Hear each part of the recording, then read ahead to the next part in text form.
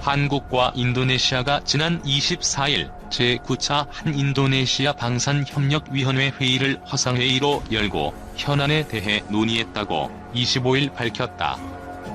양측은 한국형 전투기 사업 분담금 등 양국의 현안을 논의한 것으로 알려졌다. 방산협력위원회는 지난 2011년 체결된 한인도네시아 방산협력위원회 설립에 관한 양해각서에 근거해 매년 개최되는 회의다. 양국의 방산정책 및 현안을 공유하고 논의하는 역할을 한다.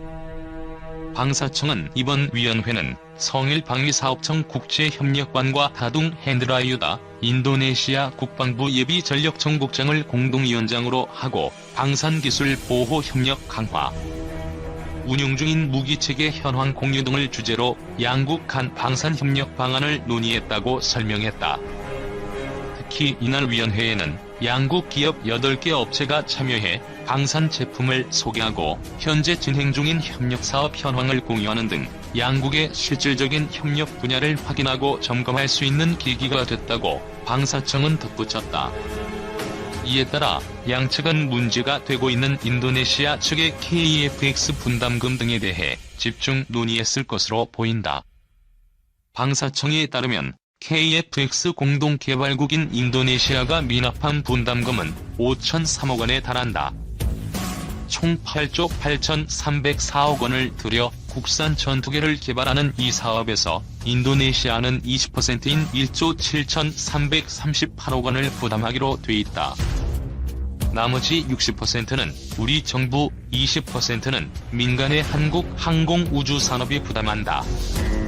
인도네시아는 현재 1조 7,338억 원 중 2,272억 원만 납부한 상태다.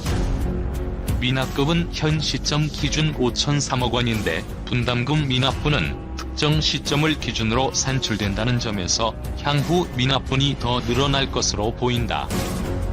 인도네시아는 지난해 1월 이후 분담금 지급을 하지 않고 있다. 이에 대해 방사청은 지난해 1월부터 범정부 협의체를 구성해 협의를 진행 중에 있다며 KFX 사업을 차질 없이 진행할 것이라는 입장을 밝혔다. 인도네시아가 한국과의 차세대 전투기 개발 협력 사업을 취소하고 프랑스 닥소사의 라팔 전투기 구입을 추진 중이라는 프랑스 언론 보도를 공개적으로 부인했다. 프라보워 수비안토 인도네시아 국방장관은 프랑스의 희망사항이라고 말했다. 21일 현지 일간 템포와 CNN 인도네시아 등에 따르면 프라보워 장관은 전날 하원에 출석해 북나투나 등 인도네시아 영해에 대한 중국 선박들의 침입에 대응하기 위해 군사 장비를 현대화시켜야 한다면서 주권을 지키기 위해 인도네시아 정부는 특별한 노력을 기울여야 한다고 말했다. 그러면서 갑자기 강력한 방어력을 갖출 수는 없지만 투자가 필요하다고 강조했다. 이후 기자들은 만난 프라보워 장관은 프랑스 전투기 구매 등 프랑스와의 군사 협력에 대한 질문을 받자 그것은 프랑스의 희망을 담은 보도라고 말했다. 앞서 프랑스 매체 라트류뷰는 프라보워 장관이 지난 11일 무기 구매 협상을 마무리 짓기 위해 프랑스를 방문했다며 다소의 라팔 전투기 48대, DCNS의 잠수함 4척 등에 대한 구매를 희망하고 있다고 보도했다. 인도네시아는 한국 항공우주산업과 KFX 사업을, 대우해양조선과는 2차 잠수함 건조 사업을 각각 추진하고 있다. 라트리뷰는 이와 관련해서도 인도네시아 정부가 대우조선해양과의 구매 계약을 종료할 계획이라고 전했다. 관련 보도에 대해 방위사업청은 이날 인도네시아가 작년 초까지 KFX 사업 분담금 2,200억 원을 낸 뒤 추가 지급을 멈춘 것은 사실이라면서도 조코 위도도 인도네시아 대통령은 지속적인 사업 참여 의지를 표명한 바 있다고 설명했다. 그러면서 분담금 납부가 조속히 이행될 수 있도록 인도네시아 정부와 방안을 협의하고 있다고 덧붙였다. 국내 방산업계가 한때 국내 기술로는 개발이 불가능할 것이라는 평가마저 내려졌던 한국형 전투기의 핵심 장비 다기능 이상 배열 레이더 시제품 제작을 완료한 것으로 확인됐다. 2일 정부 소식통에 따르면 최근 정부와 군 당국은 최종 단계의 에이사레이더 C제품을 제작해오는 8월 12일을 전후해 국산 에이사레이더 완제품 개발에 기여한 국방과학연구소 연구원들과 한화시스템 등 방산업계 관계자들을 초청해 출고식 행사를 개최할 예정이다. 앞서 연구진은 에이사레이더의 핵심 기능 부품을 가지고 국제적으로 레이더 분야 기술력을 인정받는 이스라엘에서 성능 평가에 도전, 합격 판정을 받았다.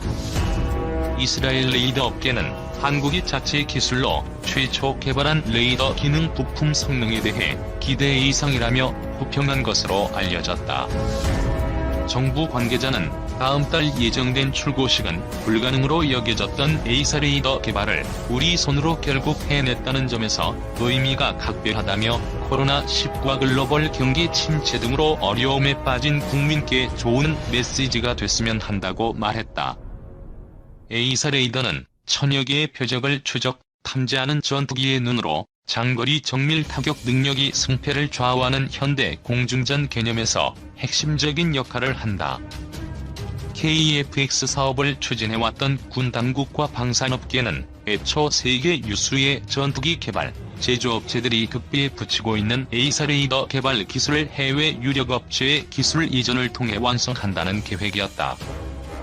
국방부와 방위사업청은 지난 2014년 공군 차세대 전투기 사업에 입찰한 미국 로키드 마틴사의 F-35 스텔스 전투기와 보잉사의 F-15, 사일런트 이글 등 2개 기종 중 F-35를 선정하면서 전투기 개발에 필요한 4대 핵심 기술의 이전을 약속받았다.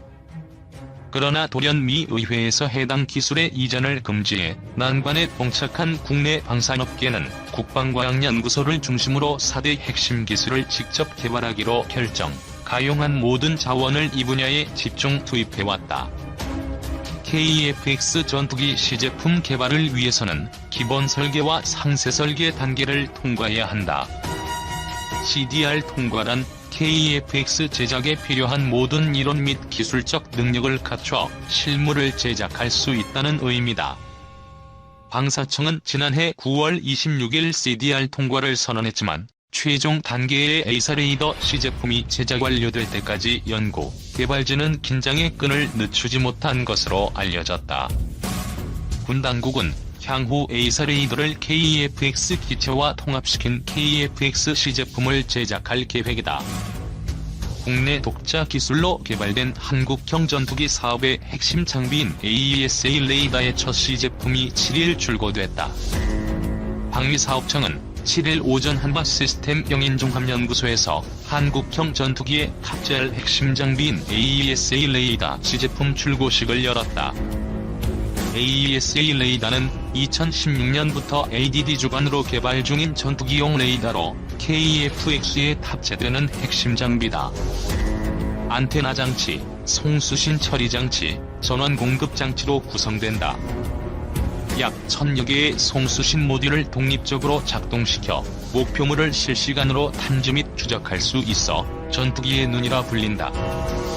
방위사업청은 해외 기술 이전 없이 AESA 레이더를 국내에서 개발하는 것은 불가능하다는 우려에도 2017년과 2018년 두 차례 지상시험 점검을 통해 국내 개발 장치인 하드웨어 입증 시제의 기술 성숙도를 확인했다며 작년에는 국내외 비행시험을 수행해 다시 한번 하드웨어의 기술 성숙도를 확인했다고 설명했다. 이는 2015년 12월 미국의 기술 이전 거부로 국내 개발이 결정될 당시 국내에 팽배했던 비관론을 딛고 이뤄낸 결과다. 2015년 11월 개최된 국회 국방위원회에서는 우리가 독자적으로 만들 수 있는 기술력이 있는지 여부를 두고 의원들의 포화가 쏟아진 바 있다. 최호천 방사청 미래전력사업본부장은 이날 행사에서 에이사레이더는 결코 순조롭지 않았던 한국형 전투기 사업 중에서도 가장 확보하기 핵심 장비였다. 일각에선 국내 개발이 불가능하다고까지 했다며 마침내 우리 손으로 C제품을 출고하게 됐다는 점에서 오늘 행사 의미가 각별하다고 소감을 밝혔다. 이번에 출고되는 AESA 레이더 C제품은 한국 항공우주산업에 인도돼 내년 상반기 출고되는 KF-X 시제품에 탑재될 예정이다. 이후 KF-X가 개발이 완료되는 2026년까지 체계 통합과 지상시험 및 비행시험 등의 시험 평가 과정을 거치게 된다. 신현익 ADD 항공 레이더 체계 개발 단장은 하드웨어 안정성은 충분히 확인됐지만 소프트웨어 개발이라는 큰 산이 남아있다며 국내 레이더 개발 경험을 100% 활용해 시간과의 싸움인 소프트웨어 개발까지도 성공할 수 있도록 최선을 다하겠다고 밝혔다. 이날 출고식 참석자들은 코로나-19 상황을 고려해 거리두기 등의 방역 지침을 준수한 가운데 AESA 레이더 개발 현장을 둘러봤다.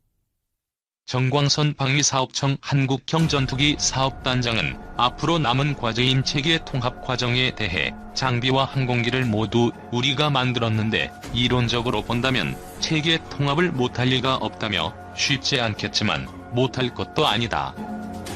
여러 가지 리스크를 ADD, 방사청, 한화시스템 등 협력 업체와 지속적으로 이야기하며 해소해 나가고 있다고 말했다. 정 단장은 한국형 전투기 공동투자 개발국인 인도네시아의 비협조에 관해선 올 5월까지는 인도네시아 국방부 사람들이 다 재택근무를 해서 만날 수조차 없었다. 인도네시아는 코로나19 상황이 심각한 것 같다며 우리는 어떻게 해서든 빨리 합의를 보려고 하는데 여건이 구성이 안 되는 것이 안타까울 따름이다고 설명했다. 알려졌다. 국내 업계에서는 해외 업체와 협력해 장거리 공대지 미사일을 국내에서 개발할 경우 KF-X나 FA-50 수출에도 도움이 될 것으로 기대하고 있다. 미, F-21 랩터 등 5세대 스텔스기 실전 배치 차세대 무인기도 개발 중. KF-X는 5세대 스텔스기로 발돋움할 수 있을까? 2차 세계대전이 끝나고 제트기 시대가 열리면서 현대의 전투기는 5세대까지 발전했다. 대표적인 1세대 전투기인 미국의 F-86 세이버는 한국전쟁에서 구소련의 미그-15와 치열한 격전을 벌였다. 마하 1 미만의 함속으로 날며 기관총이나 기관포를 주무장으로 삼았다.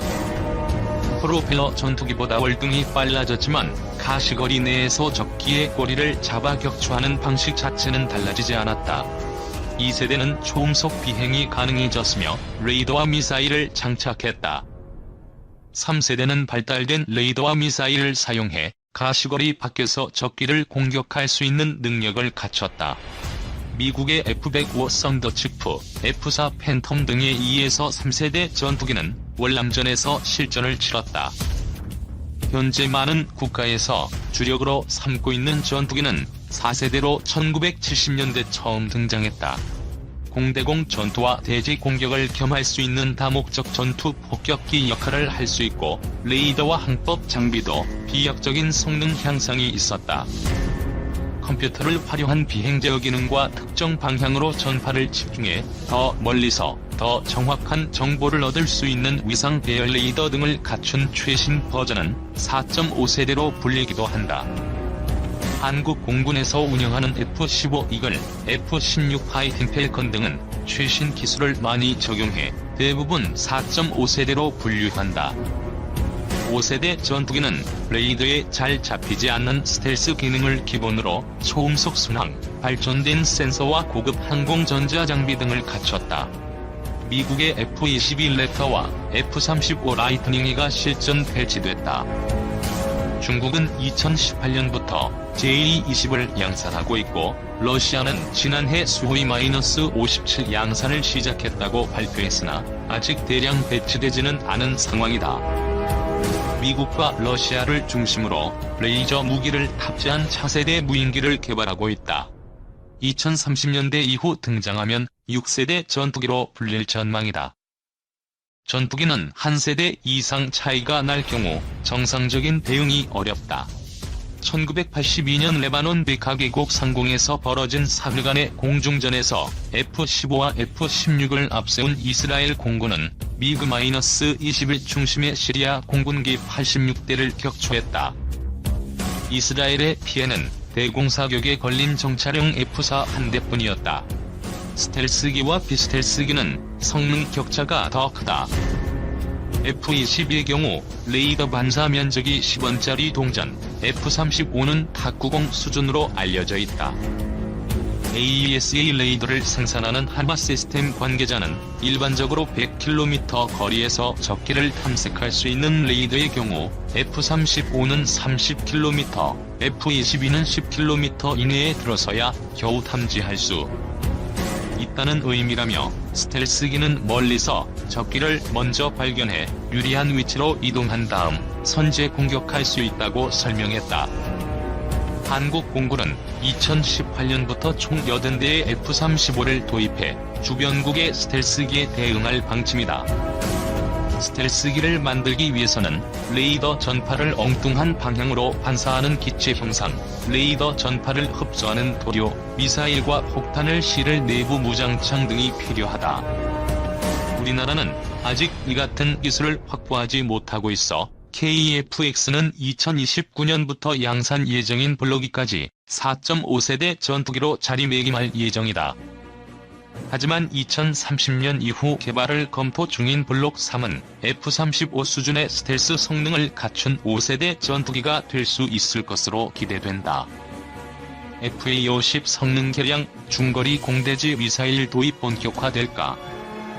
지난 11월 18일부터 3일간 일산 킨텍스에서는 2020 대한민국 방위산업전이 열렸다. 국내 최대 지상군 전문 방위산업 전시회답게 육군 관련 신형 장비들이 많이 소개되었다. 하지만 특이하게도 한화 전시장에는 공군 관련 무장 모형이 전시되어 눈길을 끌었다. FA-50의 동체 모형을 배경으로 성능 개량에 대비해 한화가 향후 개발할 수 있는 무장들이 날개에 장착되어 있었다. 한국형 단거리 공대공 미사일인 KSRAAM과 한국형 레이저 유도 폭탄 KLGB 그리고 한국형 공대지 미사일인 KASM이 그것이다. 이와 관련해 방산업계 관계자에 따르면 공군은 FA-50 성능 개량과 함께 향후 신형 공대지 미사일을 도입할 예정이라고 전했다. 군에 알려진 정식 명칭은 중거리 공대지 미사일 도입 사업이다. 이와 관련해 한화 관계자는 KASM이 향후 중거리 공대지 미사일 도입 사업이 본격화되면 군에 제한될 무장이라고 설명했다.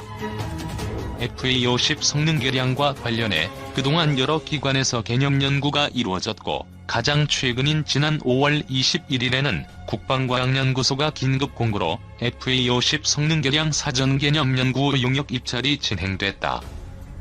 이 연구의 핵심은 공군에서 경공격기로 운용 중인 FA-50의 역할을 증대시키는 데 초점이 맞추어져 있다. FA-50은 현재 공군 에로급 전략으로 운용되고 있지만 내부 연료 부족 및 정밀유도무기 운용 능력 부족 등으로 공격 편대군 투입이 제한되는 등 항공기가 가진 기본 성능을 제대로 발휘하지 못해 대대적인 성능 개량이 요구되고 있는 상황이다. 중거리 공대지 미사일 도입 사업은 이러한 FA-50의 높은 명중률과 긴 사거리를 가진 공대지 미사일을 장착하는 것이다.